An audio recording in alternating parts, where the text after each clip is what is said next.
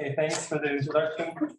So yeah, so the motivation for what I'm going to do next is, again, the three-body problem, but you don't actually need to know that. So I'm going to be down in the chapter doing some details behind some of the structures that appear in the problem.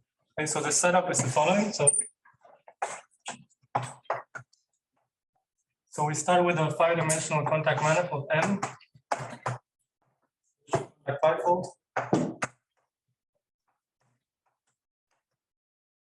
which you should think of as the level set in the three-body problem. And we assume that M has a structure of an open book, page P, a monodromy phi.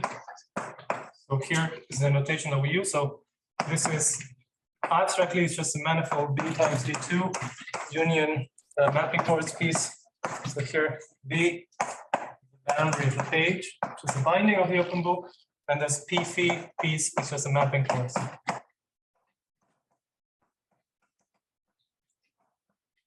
Associated to phi. So I mean here phi is just a monodromy. It's the diffeomorphism of P, which is the identity on the boundary. Okay, and then we assume that the page of this open book also has some structure, so it has the structure of a lattice formation, which I'll denote by LF, with regular fiber F and some monodrome. Yes.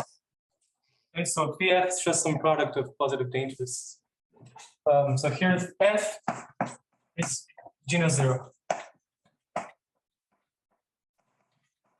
It's a genus 0 surface. Okay, so usually this is what we usually call a iterated planar 5-fold. So here, if you take the boundary of the lattice formation, right, you get the binding of the open book, which has the structure of the open book with the same data as the lattice formation.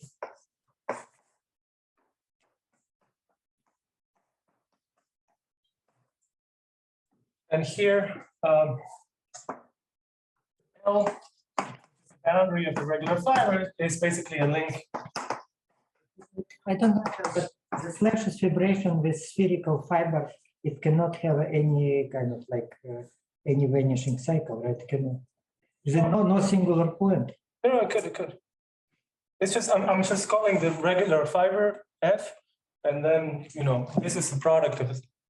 You need to, if you want to be more precise, you need to include the data of the vanishing cycles. But I want to think of this guy as the product of some dangers. It's a many function.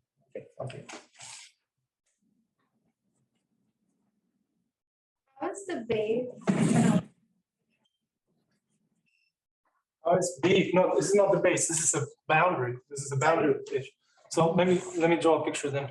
So here's your B, and here's a page. We have like a one parameter family, like a circle family of them. And here's B, here's P, and this guy has a lattice formation. So imagine like my favorite one, which is just D stars 2. Which is the one that actually appears in the three-body problem. And the fiber in this case is just an annulus. So this is abstract notation, right? This is abstract nonsense, but I want to fix concrete data for what I'm going to say next. So we fix concrete vibrations.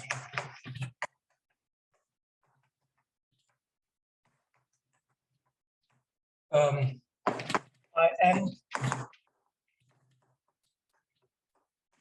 on M minus B is the actual open book vibration, and open book vibration on B. Sorry, open books. Open books in this abstract type. Okay. And then I also want to fix some data of, now I want to have some dynamics. So I want to have some contact form on top of this. So we fix some contact forms. Alpha B on B, alpha on M, such that, well, first of all, this alpha is precisely the contact structure that I'm giving inside. And then the restriction of alpha to the binding is this alpha B. Okay, this is the data that I want to start with. So, I mean, I want to assume that they're adapted to the open book, right? So.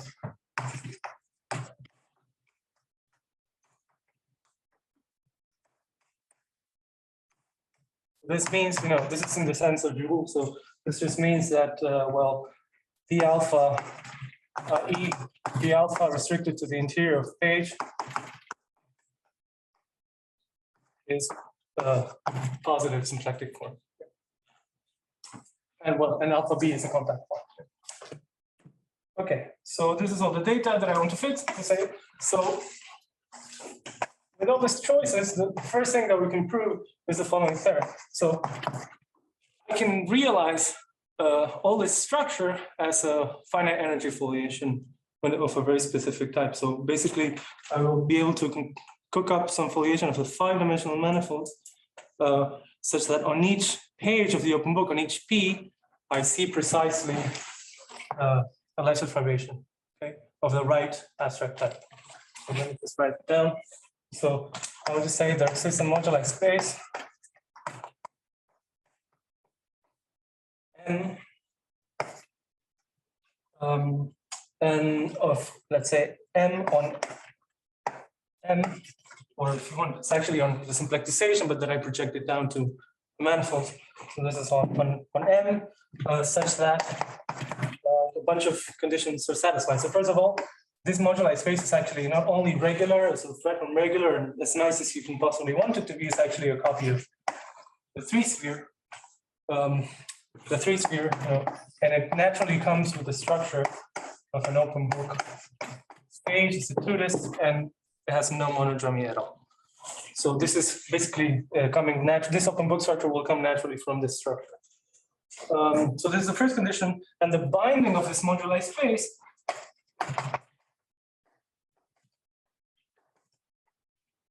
will be precisely denoted by M sub B.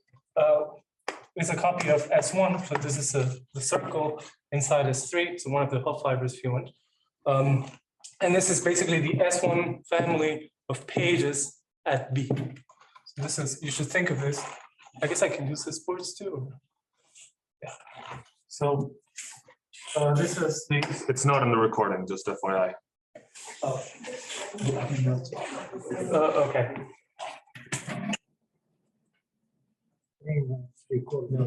So with binding NB, which is the S1 family of pages at B. And then the third condition is that, well, on each page, so we'll denote it like this. So if I look at this moduli space and I restrict it to each page, P of the open book on the 5-fold. So this is a lattice fibration.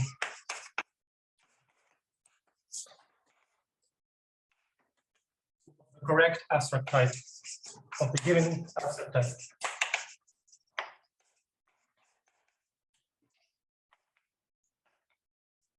Okay, so all I'm saying is that I can realize that picture, which I just assumed that it existed abstractly by concrete sort of moduli space adapted to alpha. So all this sort of will be, the fibers will be symplectic with respect to d alpha, which is given. Okay, this is the point.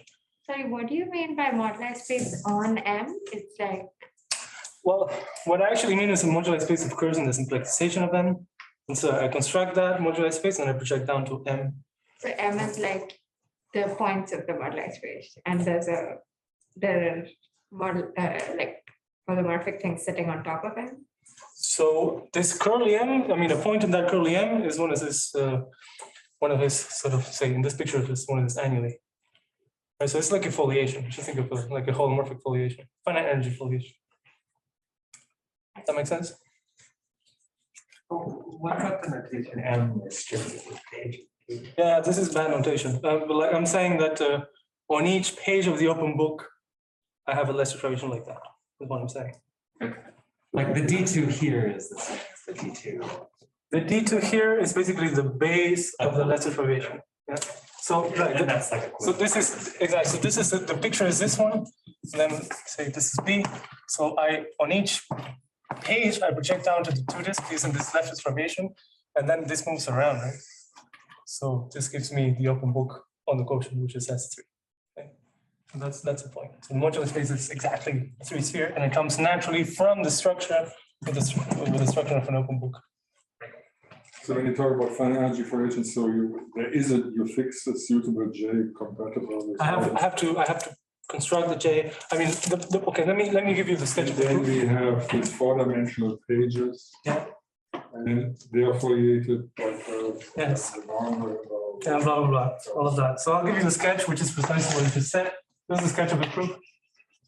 So it takes. I mean, it's not trivial, right? It takes some technology, right?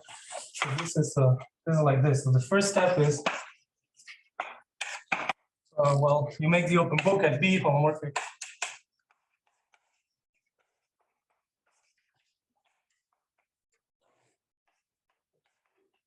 So, I mean, this means that, you choose some J on the binding, which makes the open book homomorphic. And I can do that because I'm already assuming that the given alpha B is adapted to the open book.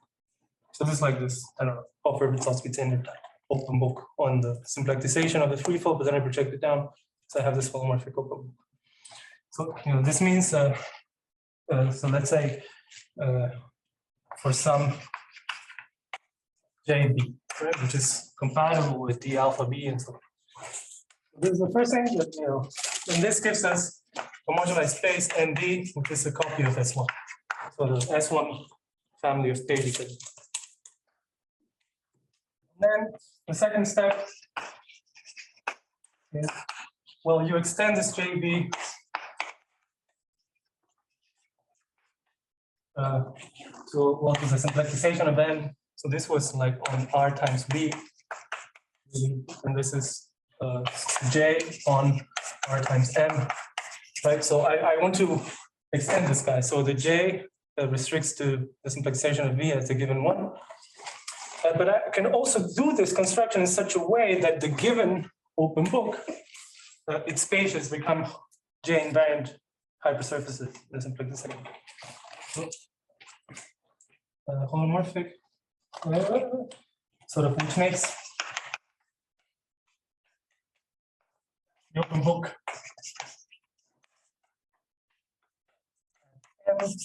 homomorphic. Right, so the pages now are J invariant hypersurfaces.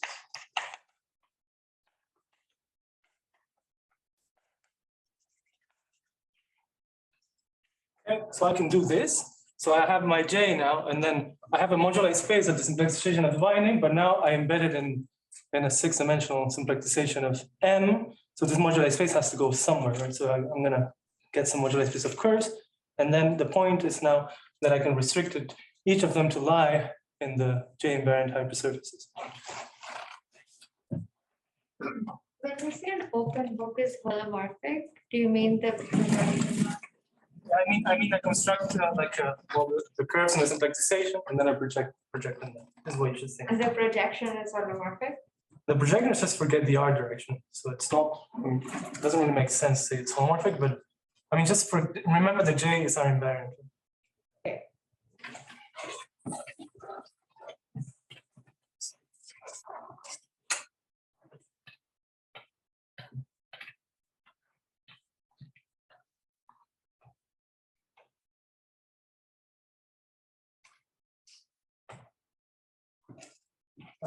Okay, so the moduli space NB extends to a moduli space M.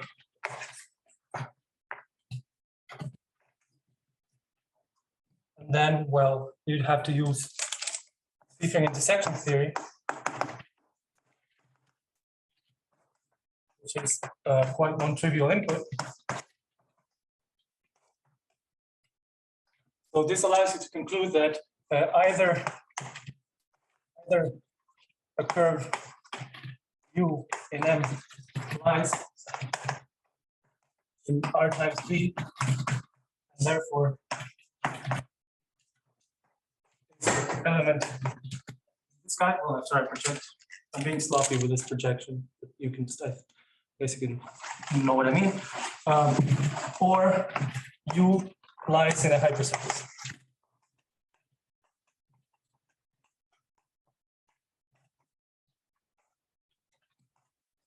Okay, and then once you hit it with this tool, now you hit it with another big result, which is due to Wendell.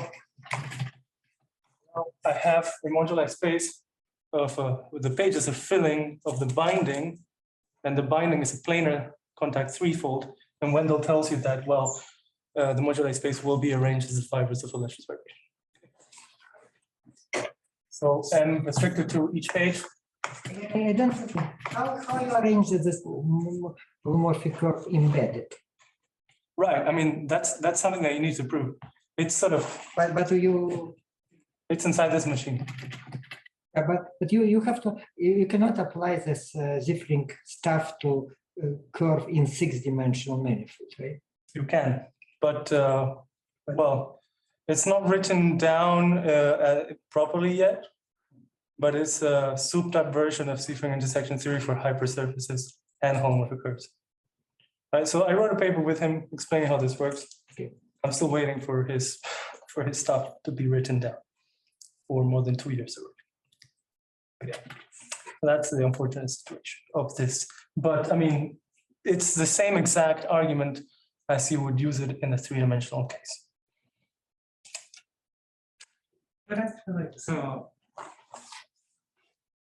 are you choosing like a generic? Right, so the J needs to be chosen a specific way. To this, or Say it again, sorry. are you choosing exactly this J, which has the properties you describe, or are you choosing like a generic J? Right, so you need to choose a J in a 1-parameter family. So it's a generic as in a 1-parameter family. And there's Chris gives you a 1-parametric version of his result in his paper already. So you're doing it for each page parametrically. But then you need to, there's some index computation that he does, which actually allows you to conclude, you would expect maybe to see some like nodal curves with more than one node, but that's not the case. A priori, you would expect that, but it doesn't. Or more just the bit like the 4-dimensional pages being holomorphic. Yes. You have to cook it up. What's striking to me, I guess. You have to cook it up. Right? You choose a 1-parameter family, and you can do that in such a way that they restrict to the given J via this is simplification of the binding. It's some construction that you need to do, but you can. I mean, it's not as what you're doing is you're interpolating. It's like you're choosing a 1-parameter family between J0 and the push forward under the monotomy. Okay, so then I'll take it back to so that your concept structure already have this holomorphic 4-dimensional thing. So Yes. and then of course we can discuss some intersection holomorphic. Yes. Okay. That's a claim. Okay. So yeah, as I said, I mean, there's 2 non-trivial inputs, Zipf-ring intersection theory. Wendell is written down, Zipf-ring it's sort of half done. Yeah, but I fully believe it works, and I've talked to Richard about this. But okay, so this is the end of the proof. What should give him a priori estimate about when that's finished? I've been pushing him for the last 2 years. If you can push him 2, then I was just like, Richard, write this thing, please. Yeah. So, okay, so that's the proof. So once you have the moduli space, Can I ask about for the kind of generic, so not the ones in the binding, but the ones inside of P. What are the asymptotics of the curves in the 5-chemical? Do they all limit to B? they limit to L, to the link, the simplification of B. Okay. So they all limit Right, to so- L. So this, Yeah, so the picture is like, here's B, here's the R direction, here's the simplification of the binding, and so these are the holomorphic hypersurfaces. And then, you have this moduli space in here, and then you have a curve that may want to escape, but it doesn't. So they're all, so L is sitting in here. This picture lacks in dimensions. sure. So it's even this kind of spun around. Yeah, exactly. And there's more than Yeah, so in R cross B, you have some planar stuff with positive functions, and it moves in this covariant. Yes. And then presumably, in this case, you have automatic transversality? You have to do it. I mean, so once you restrict the curves to lie inside the hypersurfaces, Yeah, automatic transversality will tell you that the regular inside the holomorphic hypersurface. Then you need to look at the yeah, they're not operator. also, but with respect to the. Right. And then the normal to the hypersurface acts on a line bundle, and you hit that guy with automatic transversality. You have a matrix decomposition of your linearized Cauchy-Riemann operator. So the first block will be surjective. The other diagonal block will also be. So it implies surjective. So it is saying, as I understand correctly, so we have the binding, we have holomorphic curve finite energy formation there. It goes into sort of this 4-dimensional leaf, and there we have automatic transversality. So now that happens independently of all things, but we want to say it fits together. That's Yes. what we just. Yes. Right. So when I just said that if you linearize the operator, it will come into a bunch of things. You know, let's say tangent to the hypersurface, normal to the hypersurface, some stuff here, and then a zero here. So this is surjective by automatic transversality. This is also because it acts on a line bundle. You're done.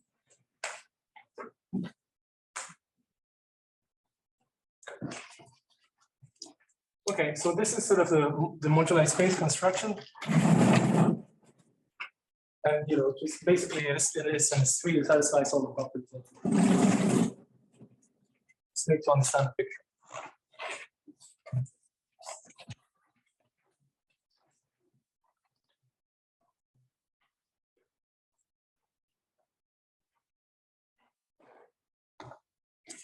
Okay, so now we have you know, that's our alpha. Let's say it's a vector field of alpha.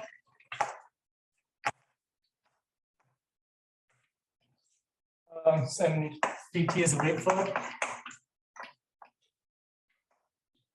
So, you know, so I'm assuming that alpha is adapted. So dt is adapted to the open book, right? Which means just that the binding is invariant under dynamics, and each page is it's a hypersurface, low hypersurface section. So we have a return, right?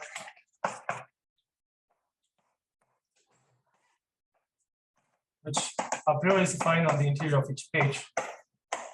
And it preserves the symplectic form omega given by d alpha restricted to the interior. Okay. So we have this symplectomorphism. So, you know, the picture to remember is like I have this lattice formation, which I'm going to draw like an orange, like this. So this is L, this is the fiber F, and I have my map F. And it does some nonsense to this, which is what you're actually trying to understand. Remember, this is based on the three-body problem. This is the dynamics of the three-body problem. So it does something. But it fixes L. Because L is a bunch of orbits. Okay. And then, but a priori, you know, if you look at this picture, it's like you would expect that F does not necessarily preserve the foliation. Right? It does not necessarily have to map an annulus of this lattice formation to another fiber. It might do some crazy nonsense too. So,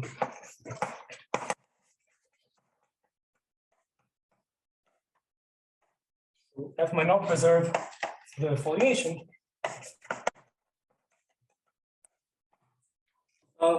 So a priori does not descend into a flow in the moduli space. So what I'm going to claim now is that there is a canonical way, after you've done all this construction and chosen the J, there's a canonical way of forcing that it preserves the foliation. So this is a shadow construction. Canonical way of making it Changing flow, changing foliation. changing the dynamics. The foliation is fixed.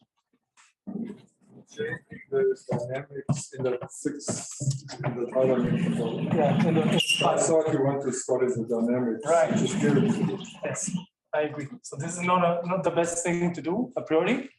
But what I want to say is that, you know, there's a more structure with the cone, and this shadow thing will be the guiding dynamics of the cone. I mean, this is how you should think about it. You should. Okay, so you have an original dynamic you want to study. Yeah. Now you relax it, but it's sort of compatible that the vector field lies in the cone. Yeah, exactly. And then you want to conclude from. So you lose definitely some information. Yes. But you, I guess, we do it and claim that there is more than the empty set left. Yes. Say something. Yes, yes. So you do lose information, and a priori I don't have much control over how much, but what really is more reliable is the cone structure. So let me make some definitions. So we have a quotient map. So let's say M is the fivefold. I remove the link on the threefold. So I have a quotient map to the moduli space. S3 like project along the holomorphic curves. And sort of I want to make a definition. So the shadowing cone is by definition this thing. So I project down with the projection to the moduli space, the kernel of the alpha. This is what's going on. So you have the open book here. And then I have sort of the fibers of the lesser fibration, and then I have the rate dynamics, which is transverse. But on the fiber, it might sort of sweep out a different number of directions. So I project it down to the moduli space, which is this S3 here. And then if I took a point down here, what I see is this cone structure. So this is. So the cone you see below is again what comes by looking at all this. By looking at all the rate vector field along the holomorphic curve, it projects down to a cone. It doesn't necessarily have to project down to a line, but the line in the center of the cone will be the rate dynamics downstairs. The picture clear? I mean, I'm gonna write some. I'll say a little bit more. Okay. So let me say a bit more. So the picture, The union of all the red vectors toward the all they're all holomorphic curve. for Oh, yeah, so you have this page and you look at all the vectors going through, and that is what you type down, and it's sort of. exactly. So I have the sort of the fiber with this. I have the ray vector field along the holomorphic curve, which is transverse to the page, project down. This is what I see. It sweeps out something. It's a cone. And the claim that I want to make is that the average direction of the cone is a ray flow, is a ray vector field for some contact structure on S3 for the standard contact. In fact, it's transverse to the page. It's transferred to the pages and to the contact structure on the moduli space. That's the geometric situation. So okay, so to set it up, let me sort of, this is what I call a pseudo holomorphic shadow or holomorphic shadow or whatever.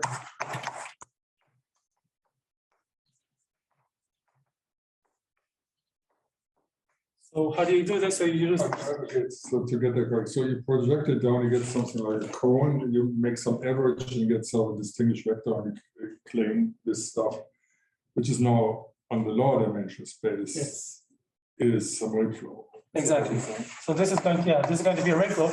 In principle, it doesn't have much to do with the original dynamics.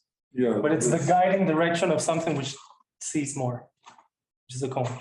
Well, I mean, if I follow above some direction, then obviously I'm going transversely. So you're doing. okay, so and that is correlated with. So yeah. So how is that possible? So you have the dynamics up here, which is doing some crap, and then you project it down, you see precisely an orbit of a cone. So I mean, what you see is something that goes around like this. So if you have some like orbit in the base, you can lift it. Orbits of the original dynamics project down to orbits of the cone, but it's not necessarily true that an orbit of the cone will lift to an orbit. But if I take the orbit of the, like, so you're taking this average vector. Yeah. That was still, like that has a lift, right? So can I, if I get an orbit in the base now with the average vectors, will I be able to lift that? That's not clear at all. Okay. That's the problem with this construction, basically. Okay. I mean, at first I thought that I was going to be able to prove that this orbits by looking at orbits of this thing. But then I realized that's probably very far from that. Okay, so let me set up the dynamics on the quotient. So define the one form, which is going to be the contact form in the moduli space. sort of, you just integrate along the fibers. So this is sort of more or less tautological. So you have a one form, you sit on a curve U, so just a point down here, and then you take a vector field, which is tangent to the moduli space, which is nothing else than a vector field along the curve satisfying the linear Cauchy-Riemann equation. And then by definition, this is just going to be the integral along the curve itself of the original contact form alpha, eating up the vector field V with respect to area form, which I denote dz. Dz is just the alpha restricted to U, which is an area form. So there's an area form, this is a function, this gives me a number, and this defines a one form on the modular space. And this is actually the contact form. This is the shadow, whose ring vector field will be precisely this guy.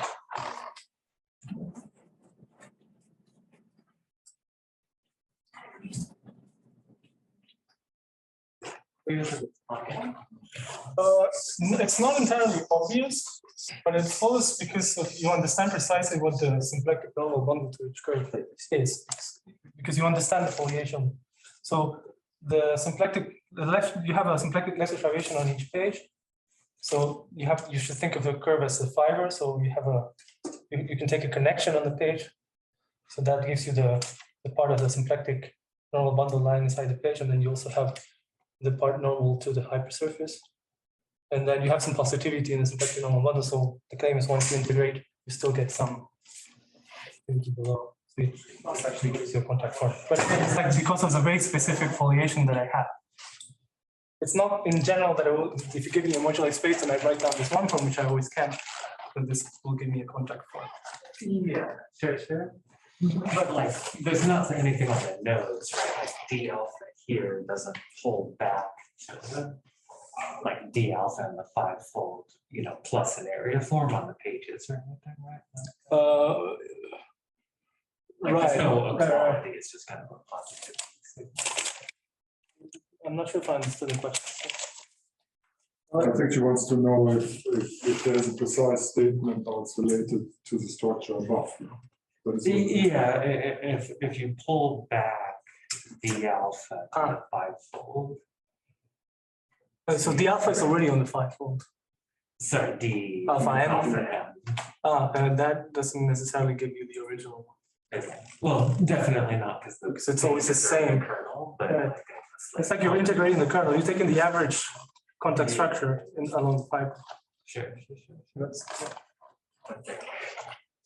So some properties to note is that this is an area form, like basically the volume of a curve in the moduli space, which is the integral of the z along the curve. This is just by Stokes' theorem. This is just the action of the link.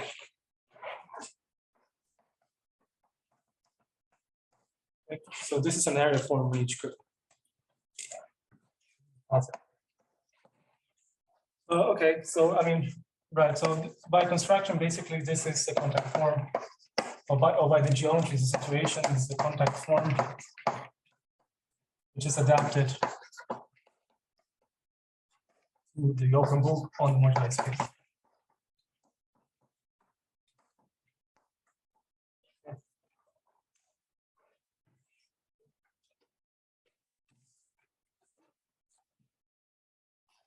But how do we, I can give you a more precise way of understanding the ray vector field of this thing.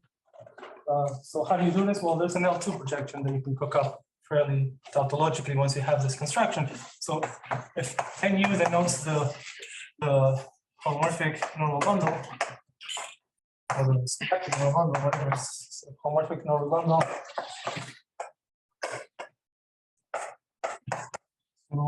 to U in the moduli space, then you get a metric du on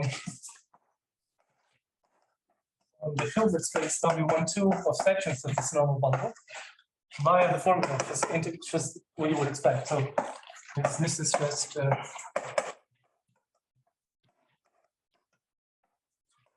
the integral of a metric along each curve. Where here Gz is just the alpha z So the metric associated d alpha j plus alpha z tensor alpha z. This is a metric on this Hilbert space. So it has an associated L2 orthogonal projection. So let PU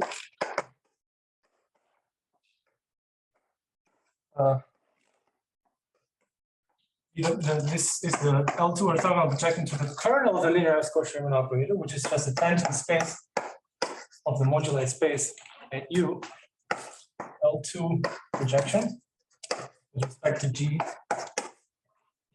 And the big vector field will be nothing else than you take the original dynamics, you project it using this L2 projection, and you have to reparameterize.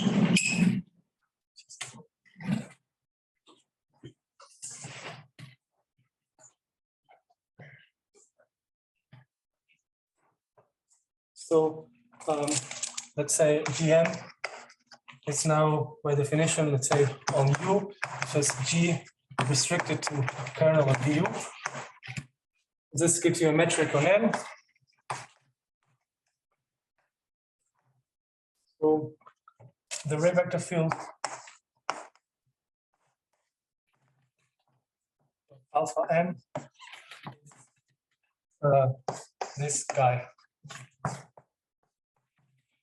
Project the original dynamics that you want to understand, and then you have to divide by, well, you need to reparameterize it, but you need to normalize it.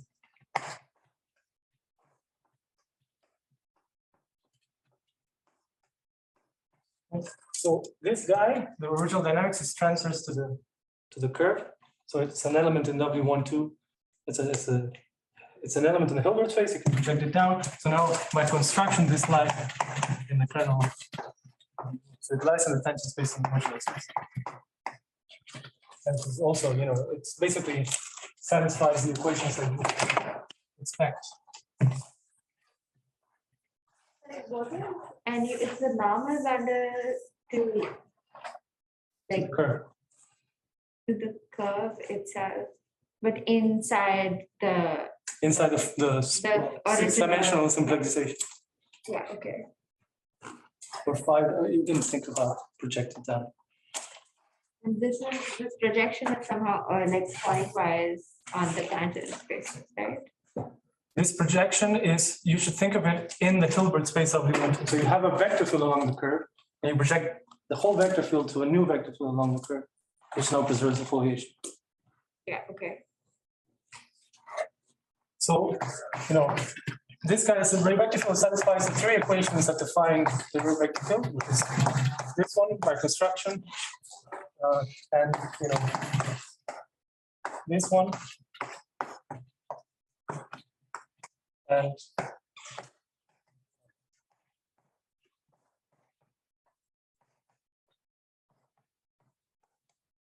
okay, so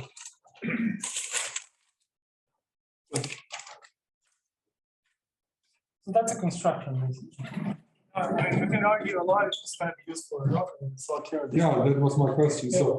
So I start with the three body for problem, and then I have the dynamics on the five-dimensional terms, and then I do your construction.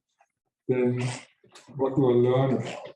So what I want to claim is that this is simplification of the problem, right? So first of all, you have some crazy dynamics which might be chaotic. You force it to preserve a foliation that simplifies it already. So you're saying some dynamics which is simplified, and that actually descends to the modular space. I want to say that if you know that the dynamics downstairs is complicated, and for example has positive entropy, then I would hope to be able to conclude that the same is true for the dynamics upstairs. For example. Okay, so if you forget about hope, are there concrete results? Not yet. Concrete results, not yet. So let me give you a definition sort of which makes a bit precise what kind of cone structure you actually get. So let's say a cone structure C space of M, say on M, which has the structure of an open book, is adapted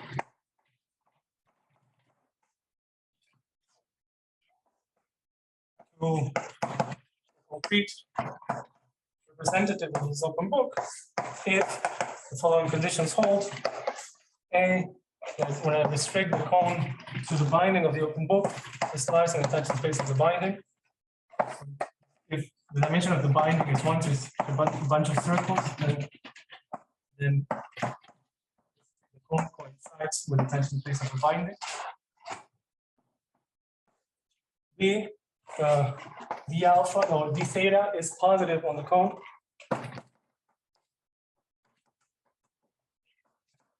So this means that the cone transfers to the pages of the open book. And then, there exists some Giroux form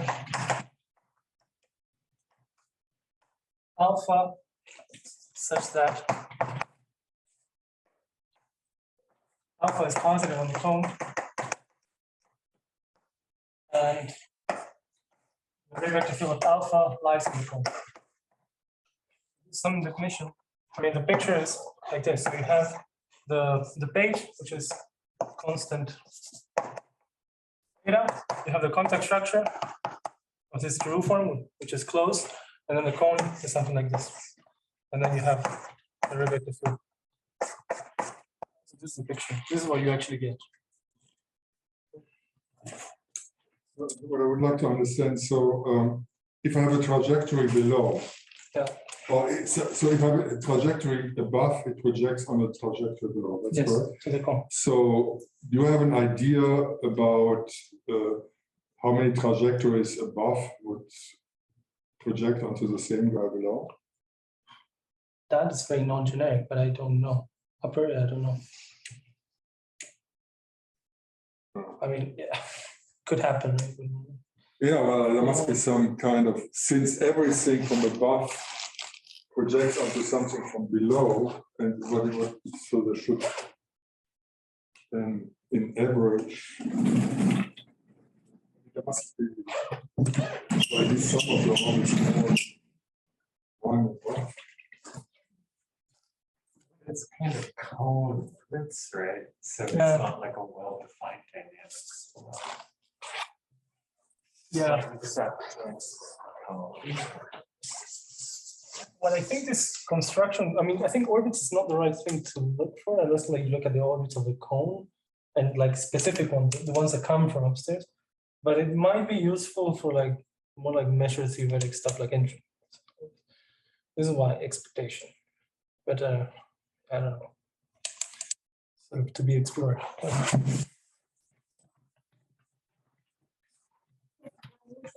Want to get some sort of craziness on the organism by using this? What sort of, maybe that's what you're saying.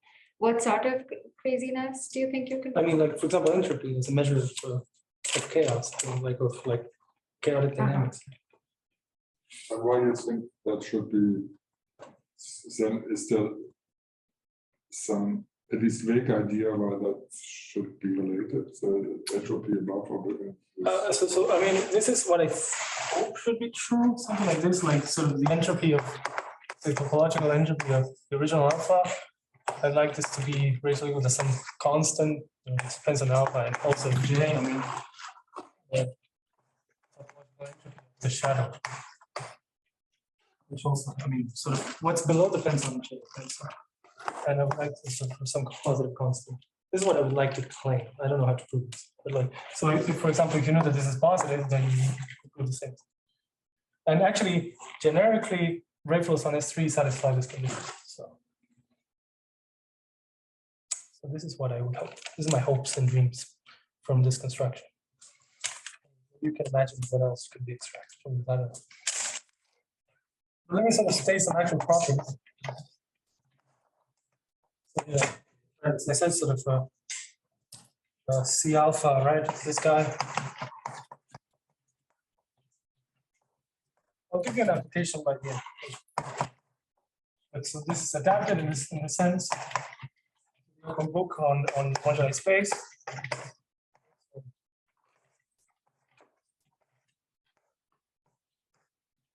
And the Giroux form is this shadow.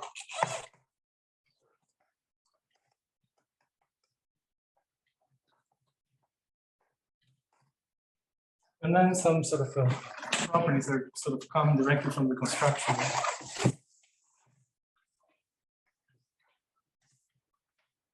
Sort of, for example, like the kernel of d alpha m u. This is some one-dimensional subspace. It's just the integral of the one-dimensional subspaces upstairs.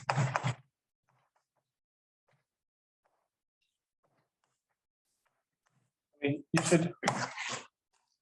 I'm sort of integrating one-dimensional subspaces. But you can make sense of this by looking. I've already done more besides that, but let me write this, and then we write sort of a contact structure on the modular space. It's a kernel of this guy. The integral of the contact structures on the fibers.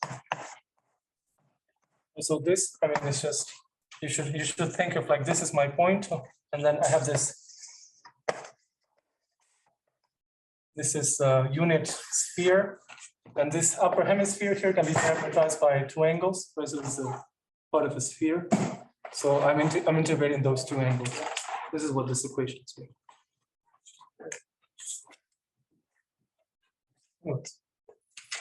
So, but what I can actually prove is that you do this weird construction and then you recover every rate dynamics on S3. This map, the map, you start with the dynamics, and then you have to pick some J on some contractible spaces of J. So the saying is you start on S3 and you can lift it. You can construct something about which comes relatively stuff without coming by that construction. Yeah, exactly.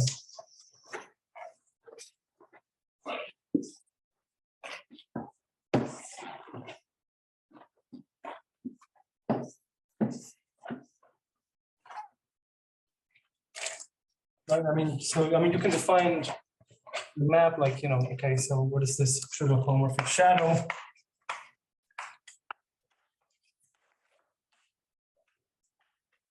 As well, you take the space of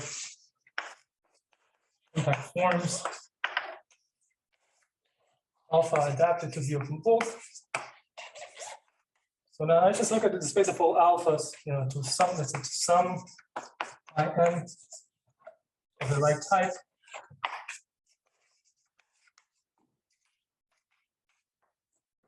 And such that its restriction to the binding is also adapted to some.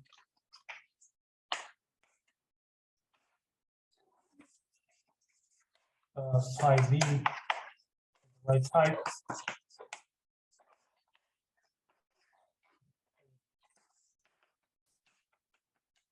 So it's like adapted, but then in an iterative sense. And then so basically you have a map. You need to define a domain, right? I mean, this is a bit technical, but whatever. I mean, so it's a alpha J where alpha belongs to the space. And then J lives in some contractible space of J.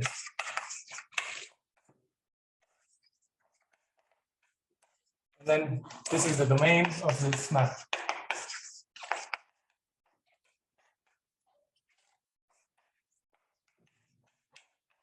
And this maps alpha J to this construction, to this guy, which implicitly depends on J. Okay, so this is the subjective map. Okay, so I'm still thinking about the stuff. But so, for example, if I have a periodic orbit below, there's an orbit above that doesn't have to be periodic. Right? Yeah. So if I fix a periodic orbit below and just say I look at all orbits above which project on it. Could I, for example, prove statements like if I take points on the orbits above and take the limit, then the limit of a point, or a point would lie on trajectory which also would project onto the same thing. What would be interesting is if everything which lies above it's closed. Yeah, that would be. Yeah. But you I have a more basic question. If you have an orbit below, meaning just tangent down everywhere, does it even lift to an orbit? No, necessarily. Not even like a non-closed orbit, right? Yeah, not necessarily. So yeah, so the only direction you have an orbit upstairs projects onto an orbit downstairs. That's the only thing that you know. But it would be definitely good to know that at least in certain examples, of which are not entirely trivial, you have statements like all the points which lie on orbits above, which project onto the same thing below. Then if you take limits of these points, you also rely on something which projects onto the same stuff, which is presumed to be true, but then that could be a possibility to construct closed invariant subsets. That would be, Something like this. that's something maybe worth to think about. So maybe in certain situations that's possible. Yeah. Let me give you examples, because this is the last track notes. Let me just pin down some concrete stuff.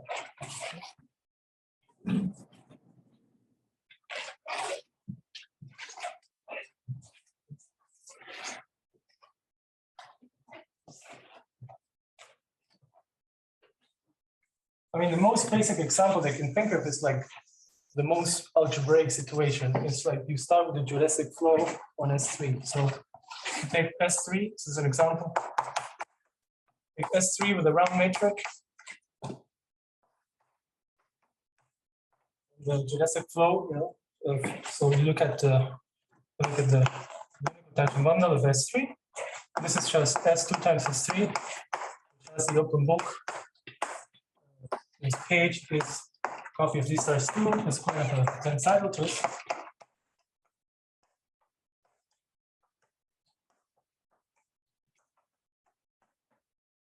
And so if you look at alpha, it's just the standard contact form. Then, well, this manifold is very, very sort of simple. And like you have the open books adapted, which determines the identity. So this is like a Sasakian fivefold. So the flow preserves an integrable complex structure. Is the Sasakian fivefold. So you should think of this as a very sort of rigid algebraic thing. So where all this construction is algebraic, so you're integrating some constant stuff. So this is, you know, our alpha preserves an integrable.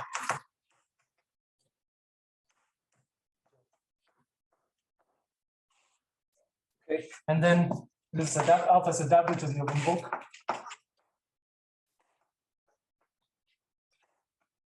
And the return map is just the identity.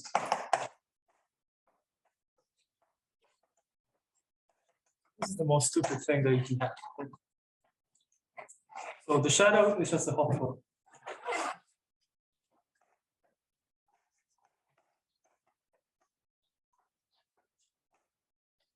I mean, it preserves the foliation, but obviously. Let me do a more interesting example, which is actually a limit case in the three-body problem. So this is a rotating Kepler problem. What is the F there? What's the identity? The return map. It's not the square. No, that's the monodromy of the open book. It's not the same thing. The monodromy of the open book is some topological data. This is a dynamical thing. In particular, the monodromy is the identity of the class. These return maps don't have to be in general.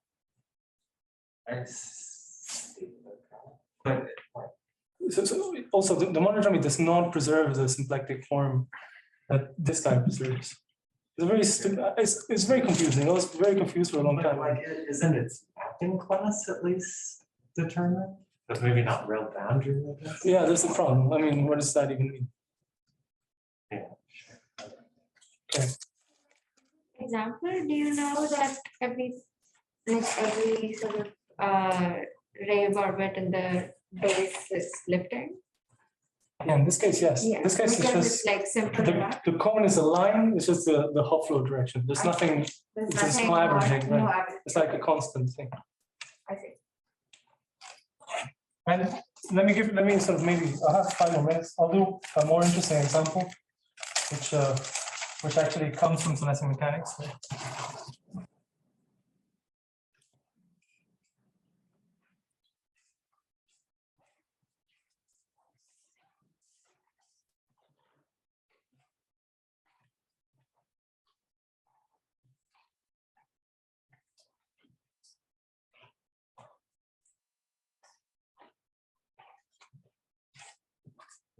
the rotating Kepler problem.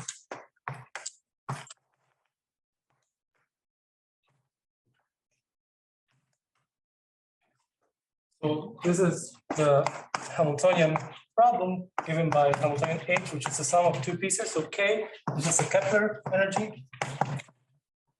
It's a two-body problem. So this is the norm of P squared over 2 minus 1 over the norm of Q. And the Kepler problem. And this L is the angular momentum term. This is P1, P2 minus P1. So this is just the two-body problem and a rotating. So this is basically mu equals 0 in the three-body problem. No more. So an integrable system is very simple. So the theorem that we can prove, and it's also non-trivial, it takes some work, is that you can find a symplectic lattice variation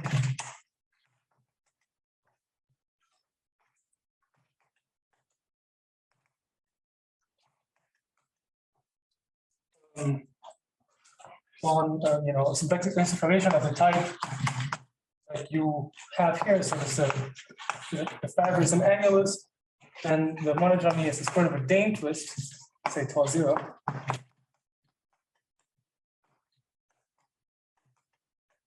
Such that, well, let me just draw a picture rather than state some stuff. What happens that you have S2 here, you have the standard lattice variation on the page.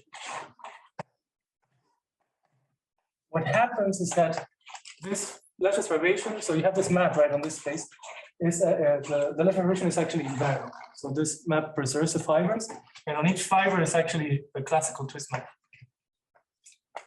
And then these two singularities are actually fixed points, and they correspond to the polar orbit. So here's the Earth. Here's a polar orbit over the North Pole. So this is like a collision orbit, which is periodic. So this is this singularity. The other one is the one bouncing downstairs. So this is the other singularity. So these are fixed points of the return map. So this means closed orbits, and this is the what it means mechanically. And when you do the shadow, because it preserves affiliation, it's just a hot flow there. Okay. You can write down the map explicitly in coordinates, and you can tell what the angle is. You can do all sorts of things. So now the point is like you start with this integrable case, and then you would hope, well, I move mu, and then the hope would be, okay, what's going on? And this is the aim, right? So now the question is like, what happens when mu is far from being 0? How does the electric origin interact with the return map itself? Okay. Let me tell you a bit more structure already in the picture. So if you look at the Lagrangian thimbles, so this is like the fiber over the North Pole. This is actually the collision locus. This is a Lagrangian disk. And this circle here is so this is a spatial collision locus. So those points in here means you crashed against the Earth. And then this is the planar collision locus, which is a vanishing cycle.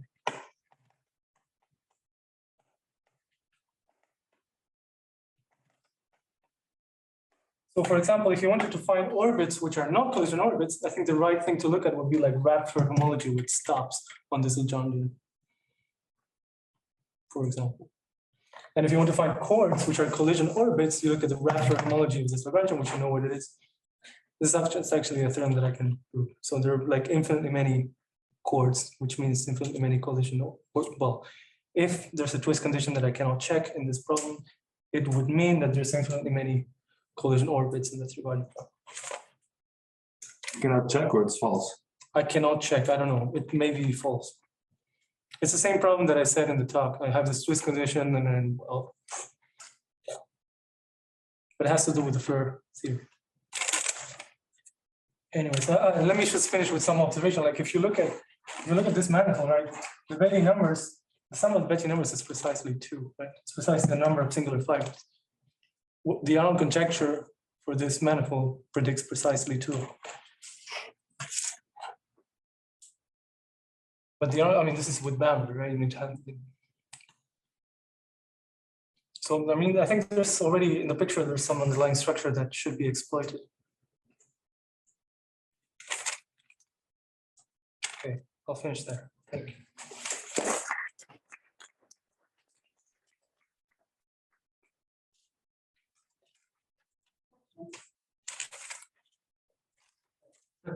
Just to make sure I'm kind of understanding the picture. So in this Sasakian case, or I guess more generally, whenever you happen to be in a manifold where the rep flow is holomorphic, then your cone structure would then just be an actual vector, right? Like, and so in general, this kind of cone is somehow kind of measuring the extent to which The non-integrability, something like this. that del bar of the, Yeah. like the failure.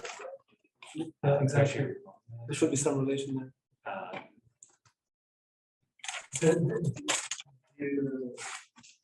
Just using the fact that it's kind of like del bar, do you expect in general to get any sort of understanding of like what the kind of measure is on those cones, you know what I mean? I think there's, It's a big I think there might be some quantitative stuff that you could do. like approximately Gaussian. Yeah, yeah. I think there probably is some computation that you could do there. I don't know. So I mean, the game would be in the theoretic problem. You start with the interval case, which you understand. It's like very explicit and nice. You perturb, and then the line in the shadow of the 3-sphere opens up to a cone, and then maybe you can extract some information from that cone, from what's going on upstairs. So this would be like one line of attack, let's say. But that's, you know, your guess is as good as mine. I mean, I don't know. This is some construction. If you like it, cool. If you not. Yeah. And one thing that I can also say, there's a famous example by Katok on also of some dynamics on this precise bifold, which only has finitely many periodic orbits. And when you do this shadow construction, what you see is the irrational ellipsoid, precisely with 2 orbits. Yeah, so I mean, this fits with the picture that I'm saying. Everything downstairs should have a lift. So, for example, you start with some any ellipsoid should also have a lift. I haven't figured out what it would be, but it should have a lift. Stuff like this. Any questions? Next, this